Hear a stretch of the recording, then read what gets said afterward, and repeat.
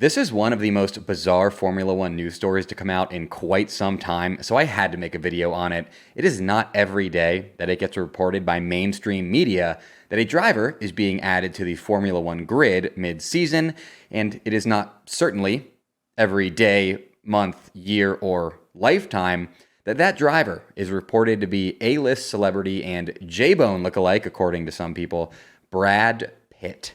Can't you see the resemblance? Yes, the Brad Pitt, the famous actor who's acted in such blockbuster movies as Fight Club, Moneyball, and Troy, and such number-named movies as 7 Years in Tibet, 7, Ocean's 11, Ocean's 12, 12 Years a Slave, 12 Monkeys, and Ocean's 13. Seriously, if you want to get Brad Pitt for your movie, just put a number between 7 and 13 in the working title, and he's in. So what the heck is the story here, and how did some misleading tweets lead to some big-time misinformation? Let's dive in. J-Bone!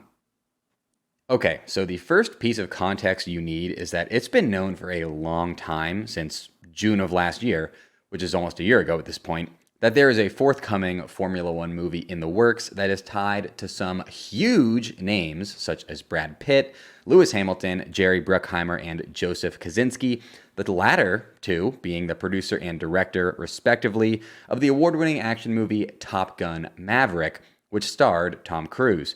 Now, Cruise was also linked to this movie originally, this new F1 movie, but has since seemingly backed off a bit. For those of you, like me, who do not follow film very closely, Top Gun: Maverick was nominated for like a zillion awards, like so many awards. And the most notable ones, I'd say, would probably be the Golden Globe Award for Best Motion Picture Drama, Best Original Song, both nominated there, didn't win.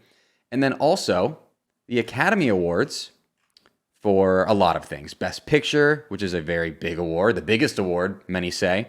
Best Adapted Screenplay, Best Original Song, Best Sound, Best Film Editing, Best Visual Effects. And they actually won for Best Sound, which has got a lot of people extremely excited, okay?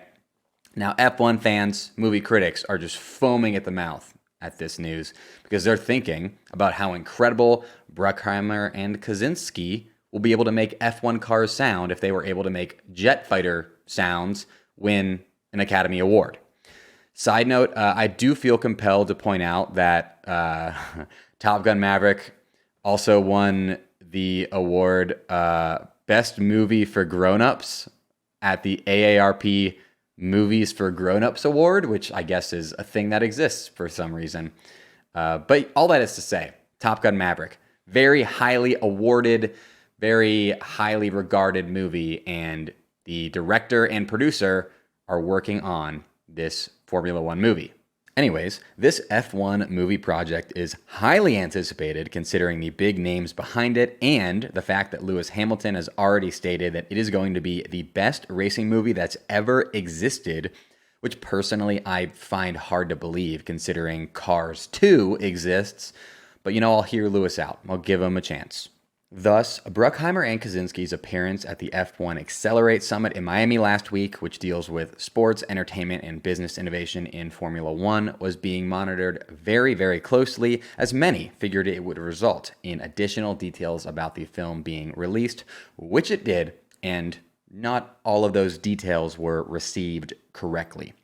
Enter one Will Buxton, who personally I do rather enjoy.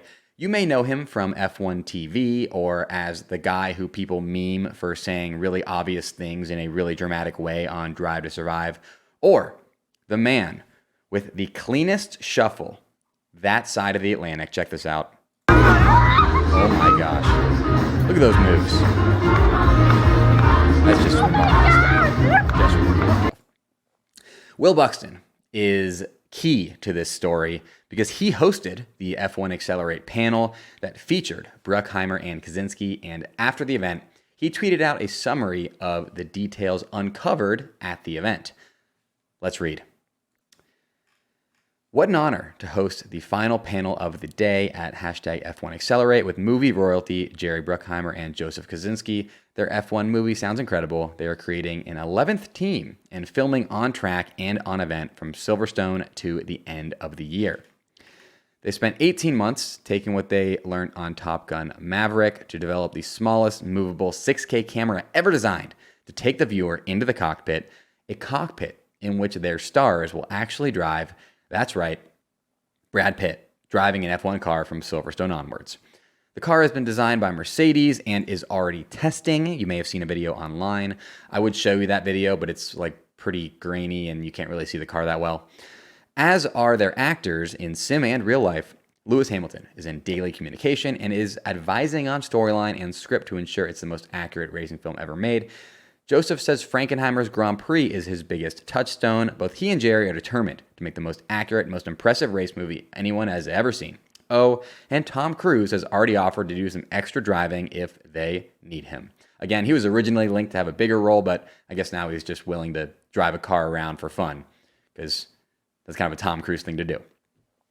Now, there was some really cool information in that thread, such as that surrounding the camera technology, the car, Lewis Hamilton's consultation on the film, and the fact that Kaczynski is using Frankenheimer's Grand Prix as inspiration, which I can't play a clip from here because it's a movie, but it is a movie that came out in 1966 and, despite its age, still has some of the best racing cinematography of all time in it, which can now apparently be duplicated but in 6K.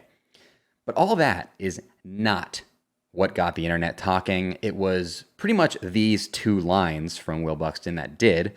The first being they're creating an 11th team and filming on track and on event from Silverstone to the end of the year, and Brad Pitt driving an F1 car from Silverstone onwards.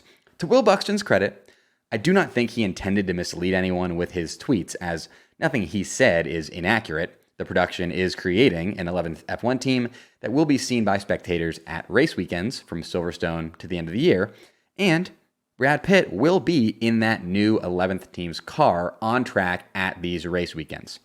Now, to ESPN F1's opposite of credit, they very clearly did intend to mislead everyone to get internet points when they took Will's words, reworded those words, and added in some fake news and tweeted out this now deleted tweet that I luckily have a screenshot of so I can hold them accountable. From ESPN F1, Brad Pitt will be driving an actual F1 car alongside the rest of the grid at Silverstone as part of the new movie that's in production. Directors Jerry Bruckheimer and Joseph Kaczynski will enter in, quote, 11th team, end quote, to film on track for the rest of the season. This tweet set the internet into an absolute frenzy, as ESPN F1 is an extremely reputable news source generally, and they very clearly are stating here that Brad Pitt will be driving an F1 car alongside all the other Formula One cars for the rest of the season starting at Silverstone. Whoever approved that tweet is either in a lot of trouble or got a hefty raise, depending on if they were trying to piss everyone on Earth off, which they succeeded at. They even managed to piss off American IndyCar driver Colton Herta, who you may remember was linked to Nick DeVries' AlphaTauri seat before the FIA decided to not grant him a super license exemption because they hate IndyCar, kind of looking like Herta would be doing a better job than DeVries this year. Couldn't really be doing much worse. DeVries is now linked to losing his seat to Daniel Ricciardo, potentially, if you believe the rumors. Anyways, here was Herta's tweet, which was hilarious. Brad Pitt got a super license before me. Tough. Unbelievable. That's tweet of the year. Front runner, at least in my opinion. Got a lot of the year left. Before I get into the actual facts of the situation, I've been wondering how the producers got Brad Pitt for this movie, and maybe they hired him with my sponsor, Indeed. There is no I in team, but there is one in Indeed, and that is the hiring platform you need to build yours. When you're hiring, you need Indeed. Indeed is the hiring platform where you can attract, interview, and hire all in one place instead of spending hours on multiple job sites searching for candidates with the right skills. Indeed is a powerful hiring platform that can help you do it all. Something that I love about Indeed, and the reason that I use it to hire, is that it makes hiring all in one place so easy because Indeed's hiring platform matches you with quality candidates instantly. Indeed is truly an unbelievably powerful hiring platform, delivering 4 times more hires than all other job sites combined, according to Talent Nest 2019. Start hiring now with a $75 sponsored job credit to upgrade your job post at Indeed.com/FBone. Offer good for a limited time, so get after it. Claim your $75 credit now at Indeed.com/FBone. Indeed.com/FBone. Terms and conditions apply. Need to hire? You need Indeed.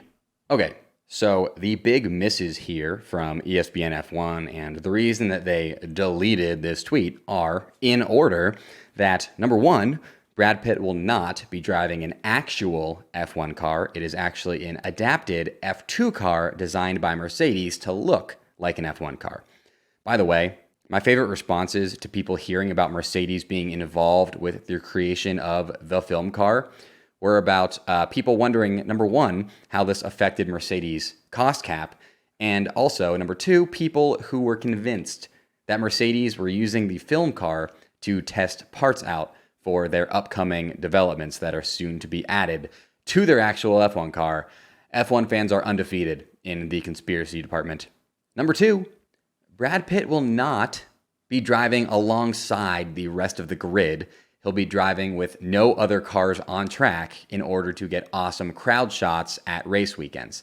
I still can't believe that ESPN F1 reported that Brad Pitt will be driving an actual F1 car alongside actual F1 drivers who are in their actual F1 cars. I can see why Will Buxton did not feel the need to clarify that in his tweet thread, because how could anybody believe F1 teams would be okay with the possibility of a super licenseless Brad Pitt driving around destroying their extremely expensive motor vehicles? It makes absolutely no sense. And number three, an 11th team is not being entered anywhere. They're just being allowed to play dress up as an F1 team and film during race weekends. Pretty much the only facts this tweet got right are that there's an F1 movie in the works involving Jerry Bruckheimer and Joseph Kosinski, starring Brad Pitt, that will be filming on track. That's pretty much it. As far as some additional facts about the movie go, they're targeting a release date of late 2024 or early 2025. We know now that the name of the 11th F1 team, as it were, is Apex F1 team. Apex. It's being reported by me, J-Bone, that the name they were going to choose originally was The Formula, but then will.i.am and Lil Wayne got to it first with their soon-to-be Grammy-winning hit song that we all saw played during the driver intros in Miami. Now, a lot of people have been reporting that Apex is going to be the name of the movie itself and not just the name of the F1 team, but that has not yet been confirmed. Now, I should note that there already has been a movie named Apex, starring Bruce Willis, which is at 11% on Rotten Tomatoes. I feel like this screenshot maybe is part of the reason why, if this is what's going on. He looks like he's in Star Trek shooting like a World War II style gun. What's this movie about? I don't even know. Serving a life sentence for a crime he didn't commit, ex-cop Thomas Malone is offered a chance at freedom if he can survive a deadly game of Apex. I have a feeling that's not going to be similar to the plot of the F1 movie. But good thing if they do decide to name the movie Apex, they only have to beat 11% on Rotten Tomatoes, which I feel like they're going to be able to do. Speaking of the movie, not named Apex yet. It's named on IMDb Untitled Formula One / Joseph Kosinski Project. I don't think they're going to stick with that. I feel like they're probably going to change that before it gets to theaters, but who knows? It says here that the plot right now, at least, follows a Formula One driver who comes out of retirement to mentor and team with a younger driver. Obviously, the driver coming out of retirement is Brad Pitt because he's 59 years old. Surely he'll probably be like closer to his low 40s in the movie. He's a good-looking guy. Put some makeup on him. Can probably pass his low 40s. They should have just had Fernando Alonso, I think. Easy casting there. Director Joseph Kosinski, obviously the Top Gun guy. Kind of crushed that one. Writer Aaron Kruger, also the Top Gun writer, they were nominated for Best Adapted Screenplay, Academy Awards. That's huge. Currently lined up to be alongside Brad Pitt are Carrie Condon, who was Shaban in The Banshees of Inisherin. She was amazing in that role. Damson Idris, who was in the movie Snowfall, supposed to be a great actor. Very excited for this. Very, very excited. Lewis Hamilton, it says he's in the cast. I think he'll just be making a cameo because his main role is just as an advisor. And he actually stated, like, hey, I'm trying to make the best F1 movie ever, so we don't want to have F1 drivers in it because they can't act, and they'll take away from the quality of the movie, which I very much respect. But yeah, that's pretty much where we're at here. Brad Pitt not joining the F1 grid.